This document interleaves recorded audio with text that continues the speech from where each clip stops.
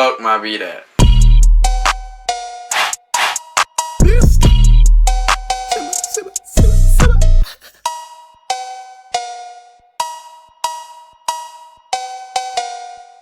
Zumba trap money. How y'all feeling today? This is Dr. Qedar. Fuck my beat at. Appreciate you checking out the video.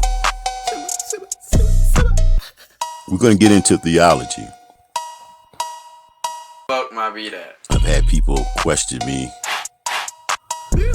Dr. Qedar, what is your belief? What is your religion? Fuck my beat at. Sit back and relax, and I'll give you the theology of Dr. Qedar. Fuck my beat at.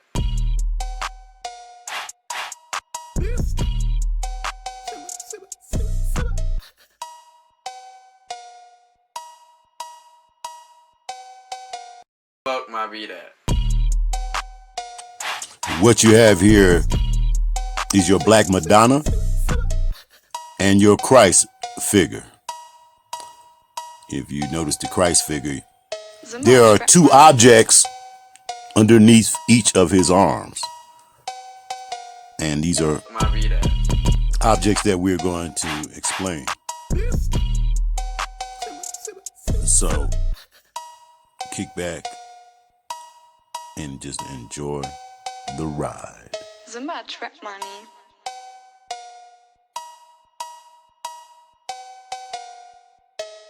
Fuck my beat at.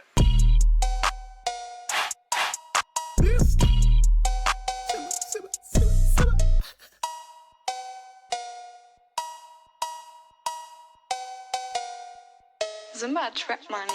Fuck my beat at.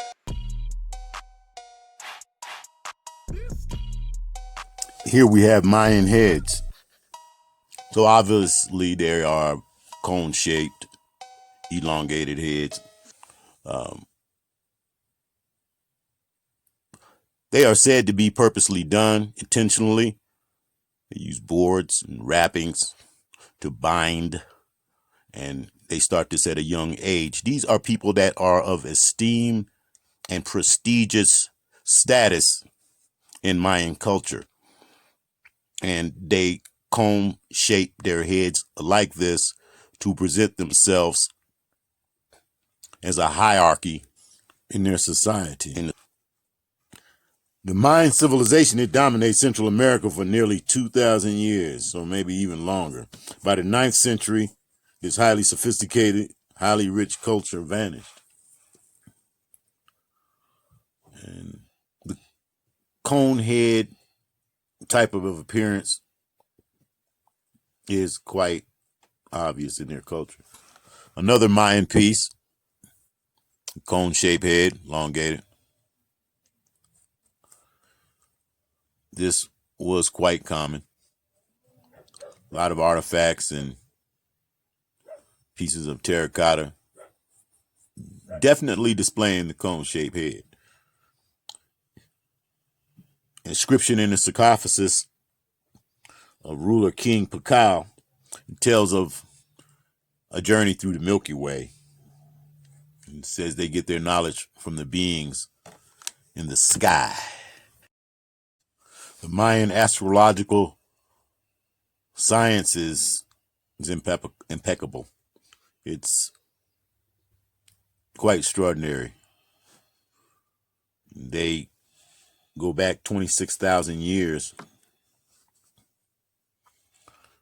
and can, by this timeline, predict the shifting of the earth. And they were charting stars before the Europeans could even think about jumping on a boat and sailing across an ocean. And when we look at North American tribes, the Hopi believed their ancestors came, and they came from the sky. When we look at the Cree, they talk about the stars. and how they arrived from the star. The Lakota people, they speak about the spheres of light from the sky. The Zuni people, they speak of the sky and their ancestors. I mean, most of these legends are in sync with one another. We look at the Mayans and we look at the flattening of their heads. Some say intentional. And then some argue that they were born this way. But this piece here is a turquoise piece, skull covered in turquoise. Someone, again, who was revered, looked to as maybe a priest or royalty or king, and looked up to as a god or the voice of God, or one who was close in touch with God or God himself, a ruler, a king.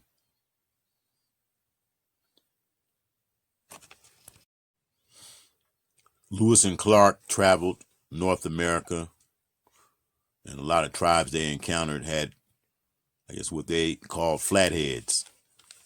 And they intentionally, as you can see in this photograph of the Chinook, how they purposely flatten the heads to give it that cone shape.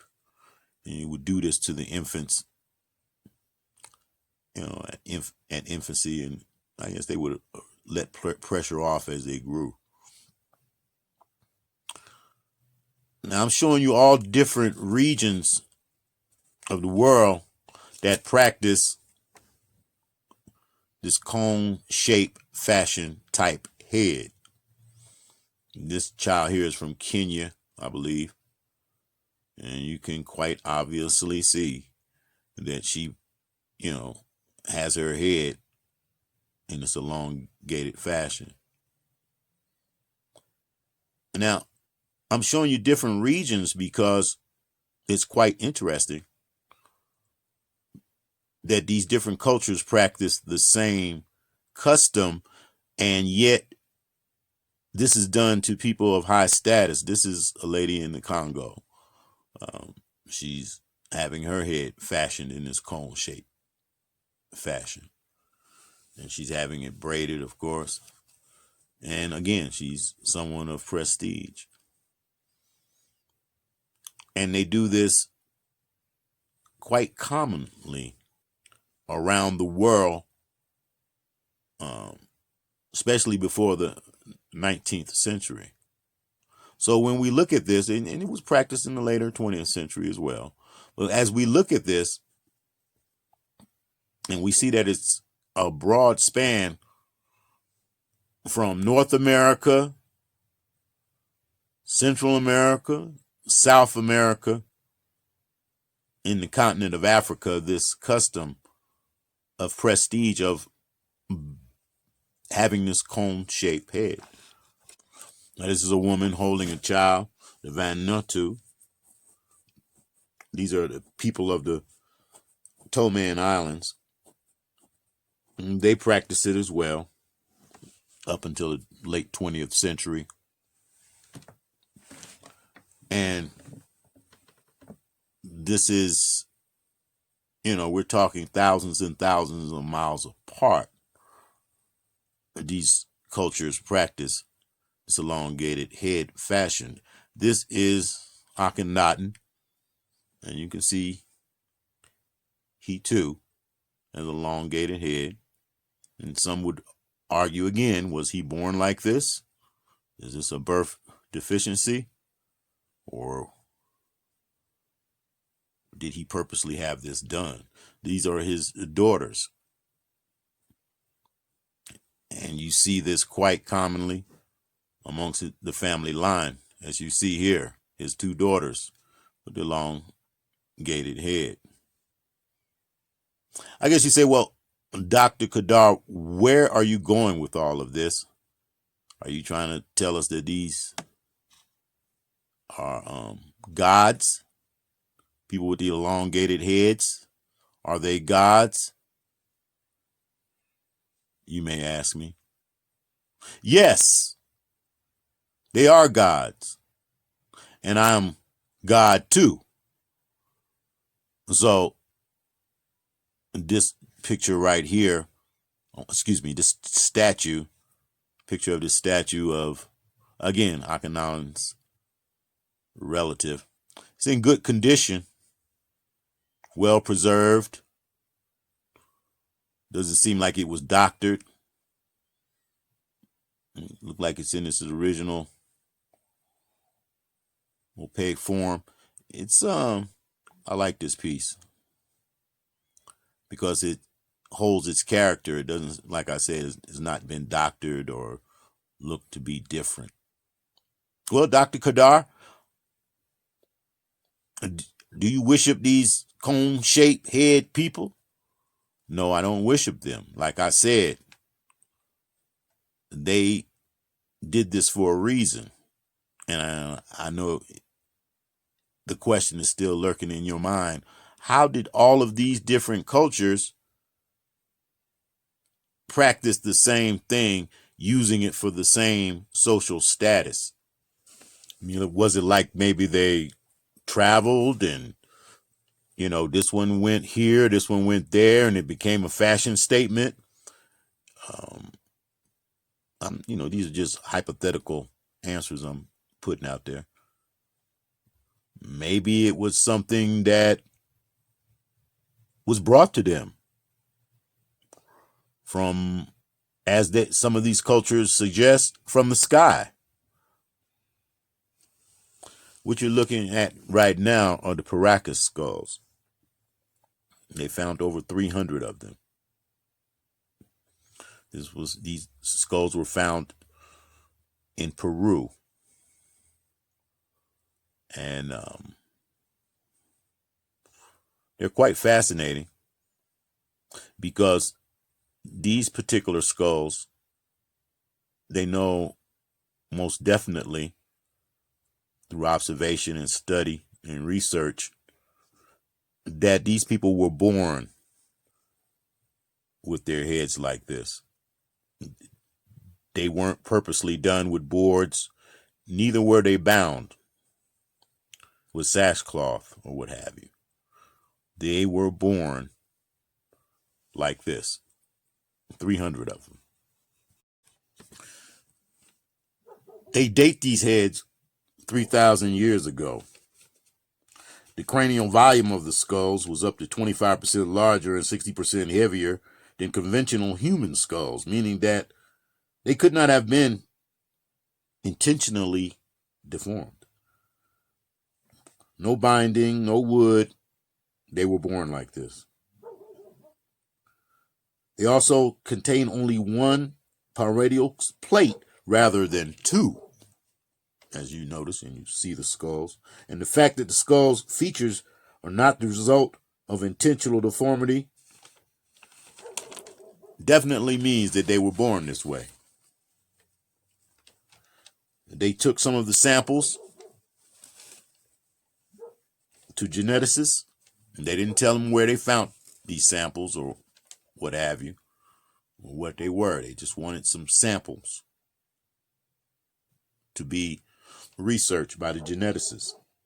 And this is what came back from the geneticists. This is what the result said.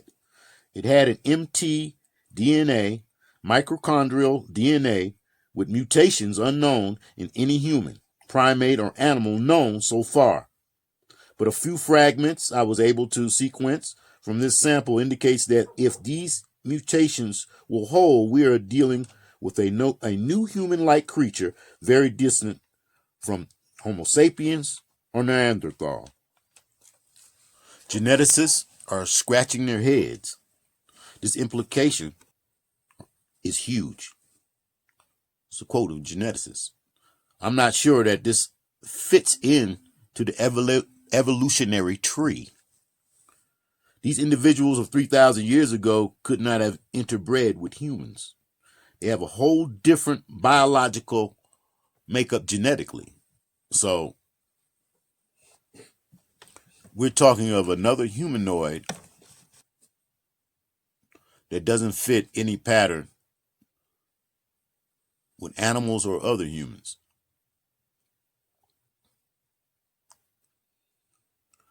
This definitely kind of makes the Darwin theory watered down. And by the way, Charles Darwin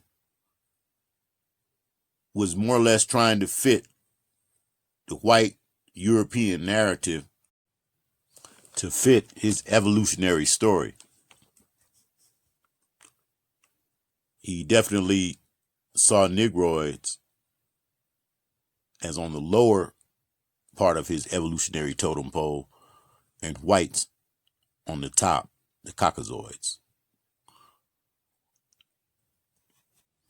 Charles Darwin practiced incest. I guess he wanted to preserve his bloodline, and I guess it also goes along with his evolutionary theories. But these Paracas skulls brings about a whole nother perspective based on what he says and how humanity was brought about. Hollywood is always trying to present to us these cone-shaped head extraterrestrial beings. And they usually show these elongated head beings as space travelers. The best way to hide the truth is to tell a lie right in front of your face. Does Hollywood know something that we don't know? I mean, most of the cultures that I've discussed so far, most of them say that they got their knowledge from the sky people. So now you see Hollywood presenting to you these cone-shaped heads, these abstract heads, these elongated heads as aliens, extraterrestrials. Why would they do that? We're talking about, I just showed you the Paracas heads, over 3,000 years old. They were around before Hollywood was. So where did Hollywood start to put on this image as these heads coming from outer space? Why that twist? I just showed you a broad range of this particular fashion, this custom being presented all over the world. The pattern is quite obvious. Most of the stories in the folklore speaks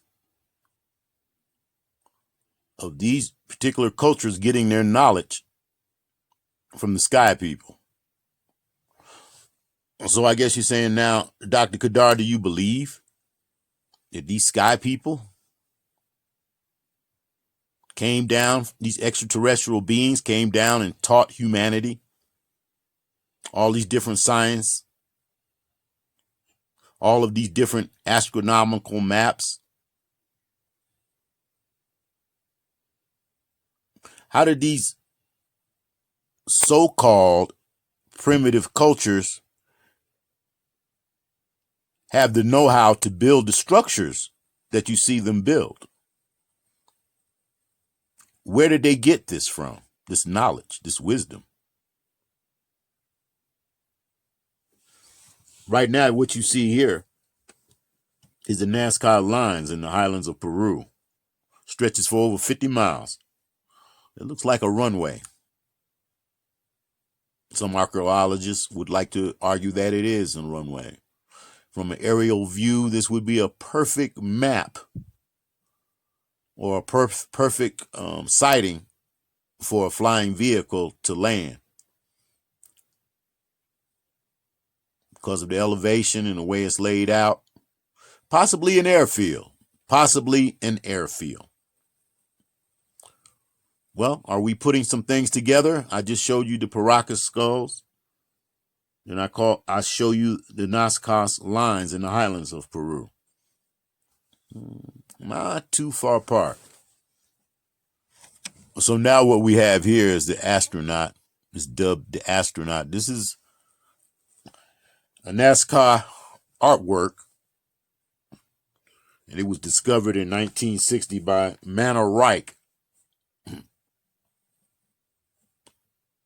So more and more, as we go with the folklore and we see the layout of the artwork, we see we're still dealing with possibly beings from the sky or having the possibility of flight.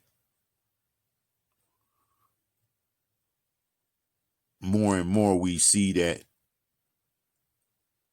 having all of this astrological knowledge, you must have been able to possibly travel through these places. Well, Dr. Qedar, who and what are you saying is God? Because I told you earlier, if you asked me were these people gods, I would say yes. But I would also say that I'm God. Because I realize that the forces around me, I can manipulate them as a conscious being to bring forth the power that I could present to you as the power of God. The God that you worship, the God that you go to church to and pray down on your knees to, the one you look up into the sky and give praise for his wonders. I'm telling you that humanity have the capability, potentially, to do just as much, if not more, than the God that you worship on your knees in your churches, in your synagogues, and in your temples. But our minds have been poisoned with religion that is warped in its whole concept of power. But those behind closed doors that presents you this religion knows who and what God is, and the potential of a conscious being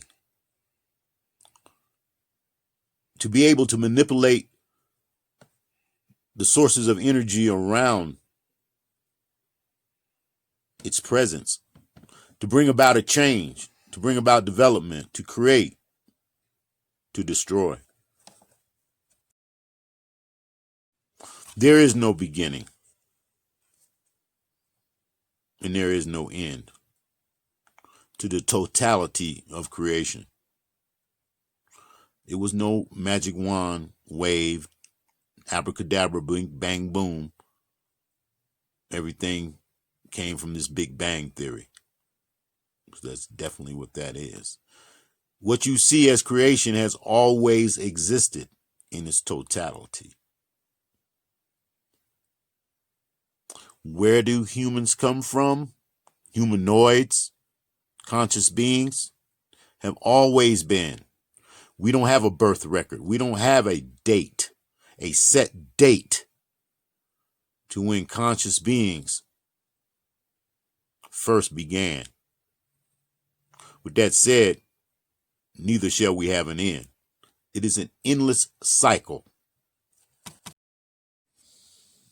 As beings with the conscious understanding of being able to manipulate sources of energy around us, we can harness the energy of this planet. By doing so, we will be able to control the weather and achieve great speeds and be able to travel out and explore. And then we'll be able to put up a Dyson sphere around the sun and harness its energy. Then we will go to another level of civilization progression.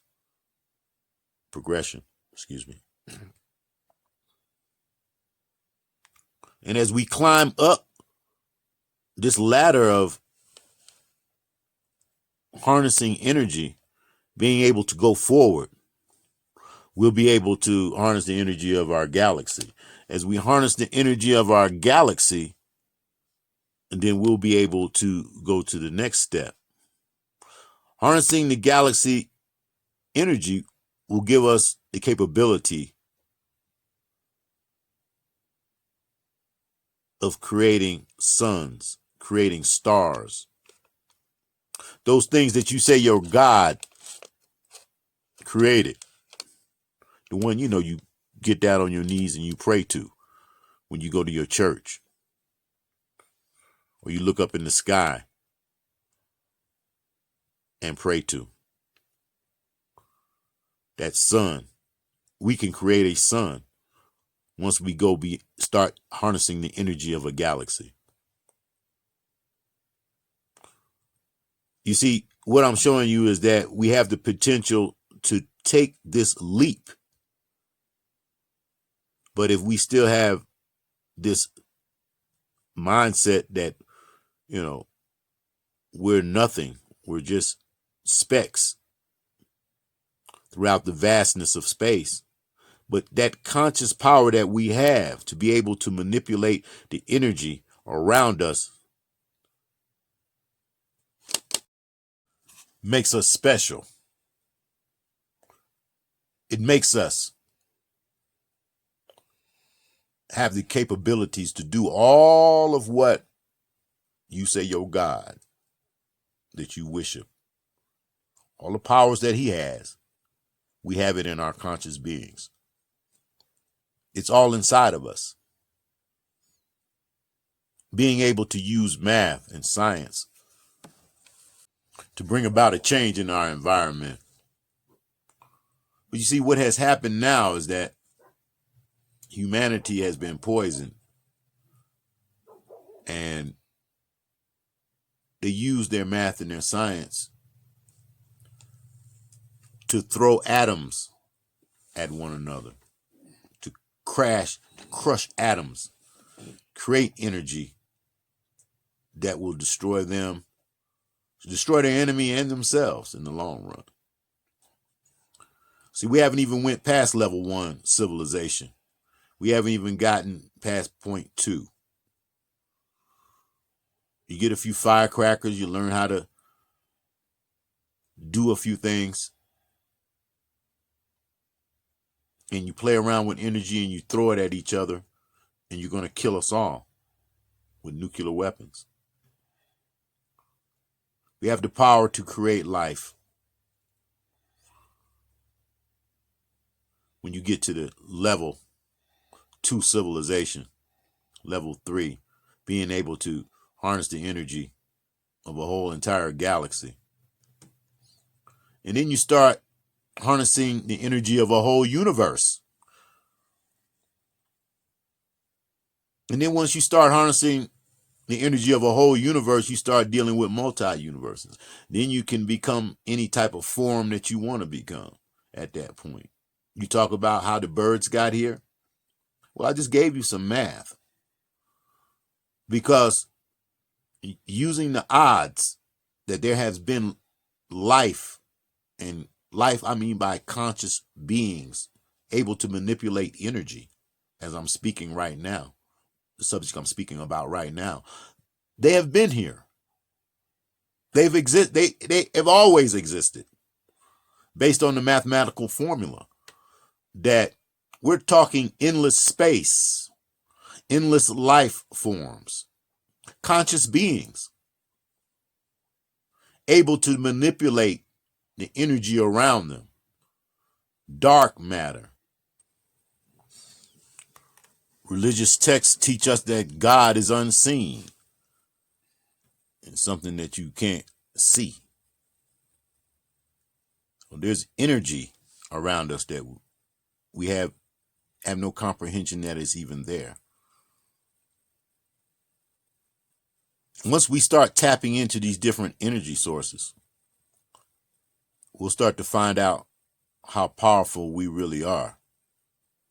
The other question is, will we use it for advancement, or will we use it for destruction? Because so far, the little bit of knowledge I've seen this society obtain, they have been using it for destruction more than they have been using it for the advancement of humanity. Yes, we have the power to do all those things that you talk about. We have the capability, potentially, to do all those things you talk about that your text says God does. We are the gods. Obtaining energy from multi-universes. When you're at a level 3 civilization and you start to create universes,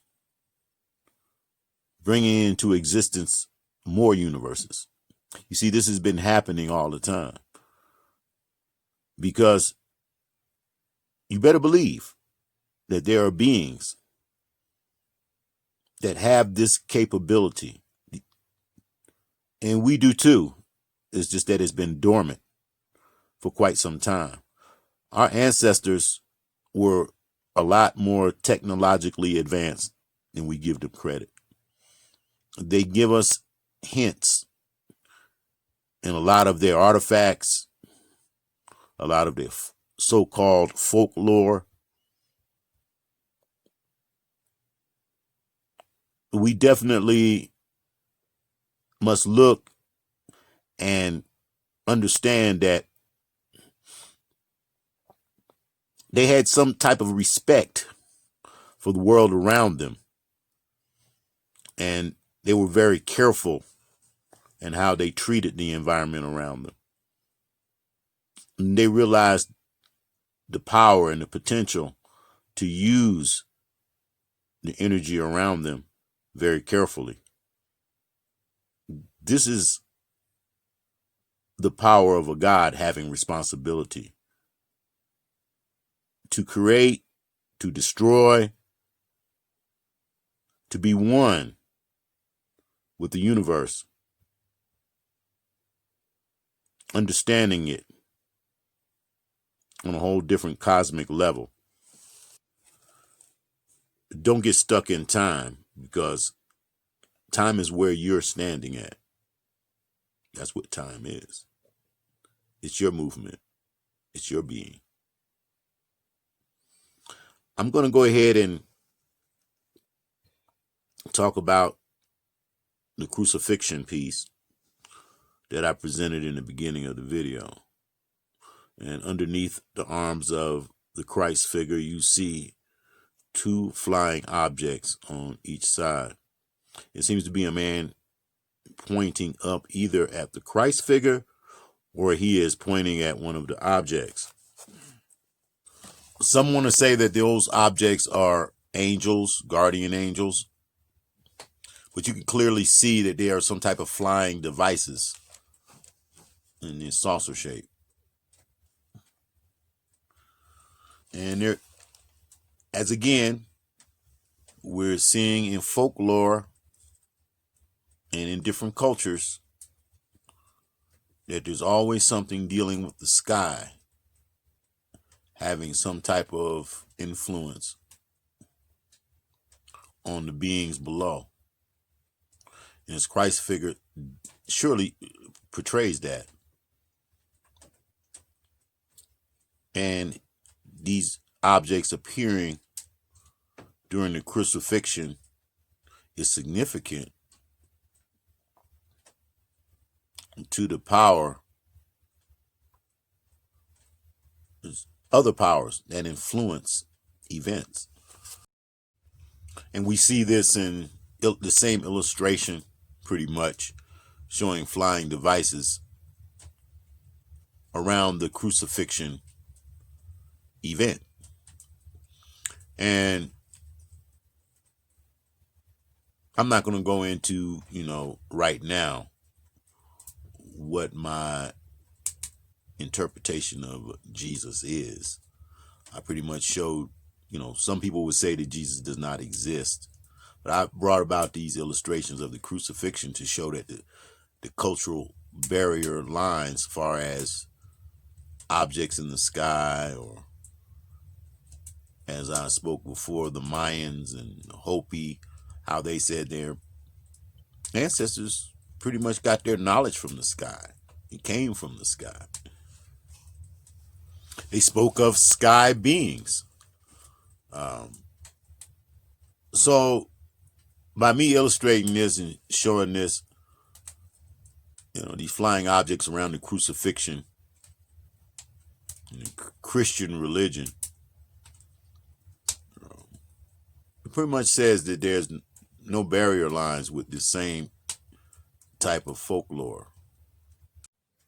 The pattern is definitely obvious. As I look closely at this man flying in this contraption in illustration, I see as though his head is a little, elongated. Maybe I'm, reaching a little bit, but maybe it's the shape, the way the artist placed him inside of the craft, but it seems as though his head is a little bit cone shaped.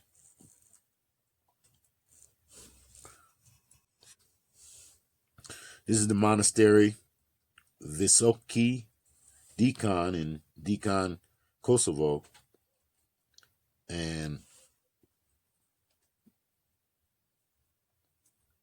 it definitely depicts flying objects, just like our ancestors told us in their folklore. And you see this influence of the cone head in a lot of different other religions, as well as Islam, Hinduism. This cone-shaped hat known as a fez. You'll see the Sufis wear their cone-shaped heads, type hats. Are they trying to depict something? Are they trying to show us something? Are they trying to tell us about those skulls? Is that part of the secret of the lodge? Maybe. And maybe the people in the lodge don't even realize that they are depicting these cone-shaped heads, these elongated heads, which ancient cultures actually used boards and wrappings to bring about a display in the fashion of elongated head. My Moorish brothers wear a fez, and maybe they don't realize that they are depicting an ancient culture that have these elongated heads. So, with this being said, the influence, it broadens the more we look at it.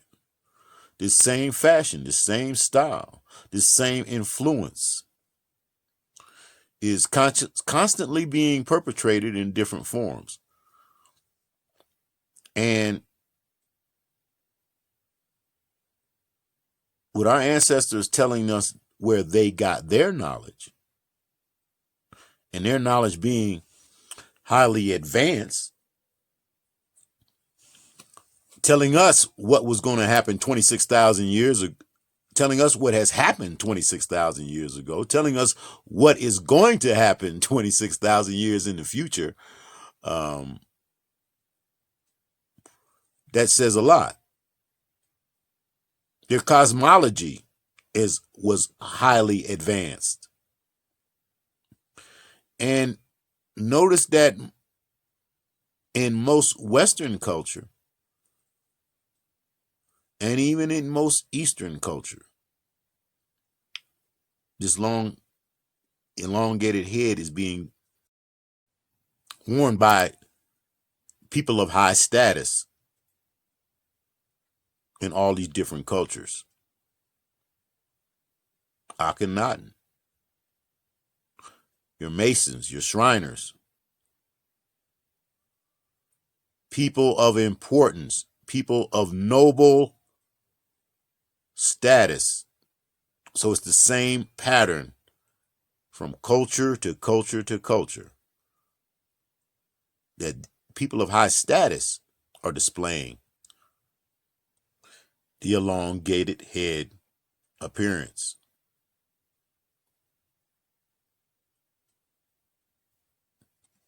So are you telling me this is all coincidental? I mean, a lot of these cultures have never even had a chance to exchange ideas, but yet you see them with the same fashion. And we're going back 3,000, 5,000, 10,000, a lot of years back. This, of course, is the Mona Lisa, done by Leonardo da Vinci, and it's got a hidden code, some say. And as you see, if you mirror the image of the Mona Lisa, you see, again, you see these elongated head images of what some say is an alien. Leonardo da Vinci was known to put hidden codes in a lot of his work, and people are just starting to decipher a lot of his handiwork. People trying to give us messages, trying to give it to those who are astute, that ancient cultures are a lot more advanced, a lot more technically ahead than what just normal academics will lay out to us. A lot of this knowledge is hidden and just passed along to certain people because you have a greediness amongst our society. They feel as though by covering up a lot of this knowledge, they can control the masses. So whether they know why they wear their cone-shaped fezzes or not, I'm quite sure there's someone in the hierarchy of these certain societies, Islamic, Masonic, and so forth, that understand what I'm saying and what I'm presenting right now as far as different cultures fashioning these elongated head type appearances.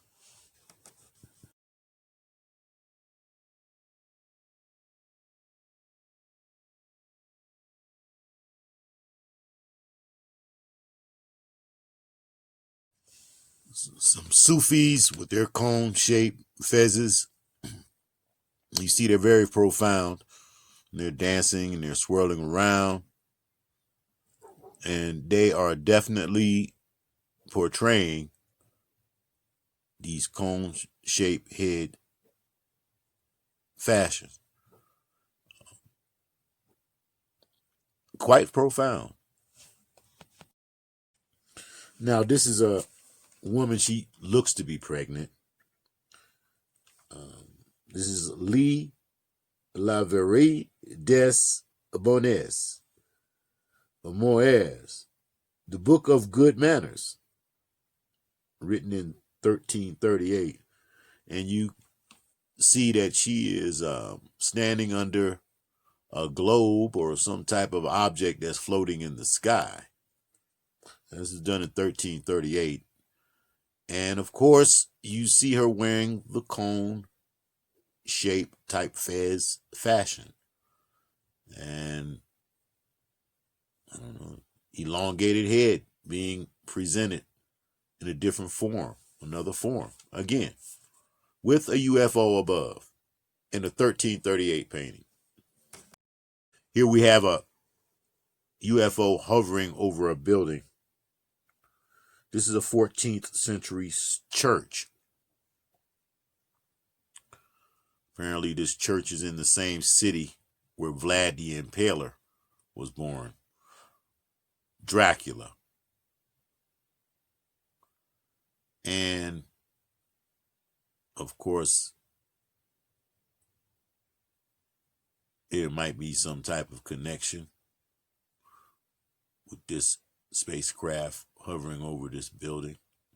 And it just happens to be the same city where Vlad the Impaler was born.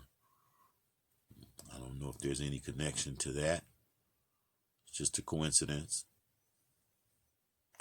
But again, we're talking the 14th century, and you see UFOs in the paintings.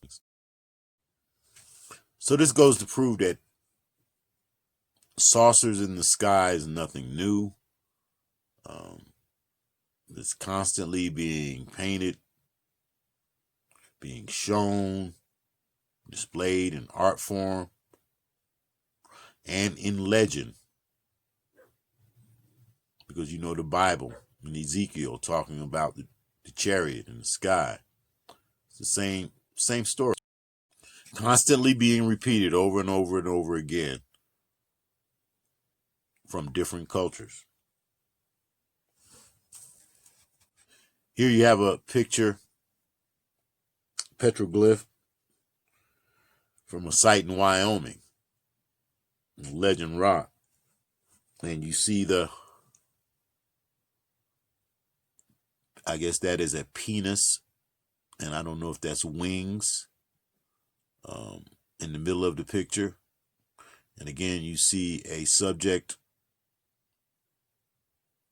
on the right-hand side with an elongated head and very big head, and you have the bird underneath. So to let you know that flying is definitely taking place.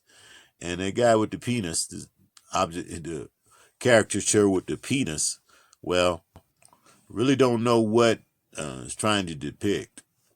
I don't know if it's trying to depict procreation, or I really don't know where they were going with this. But it's an interesting piece because it definitely shows, again, that cone head, that oblong head being displayed. This is an ancient Japanese manuscript, 1844, called The Hollow Ship.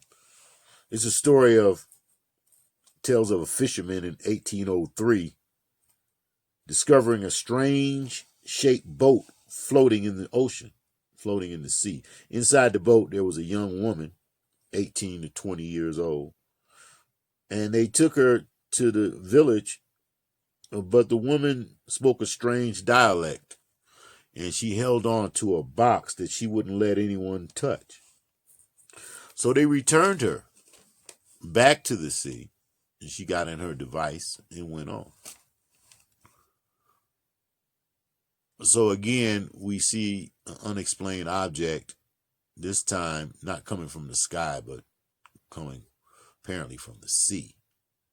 And that's what I'm going to get into part 2. The Theology of Dr. Qedar. Because we also have an inner world, and of course it's covered with ocean in a lot of places. And a lot of these so-called UFOs could possibly be coming from the ocean as well. We're going to talk about that. So I appreciate you listening to my video, and I like sharing information with you. And come back and listen to part 2. And I'm quite sure you'll find some more interesting facts. So stay tuned, and I'll see you on the next trip on the rebound. Stay positive, stay safe. This is your brother. I love y'all. Peace.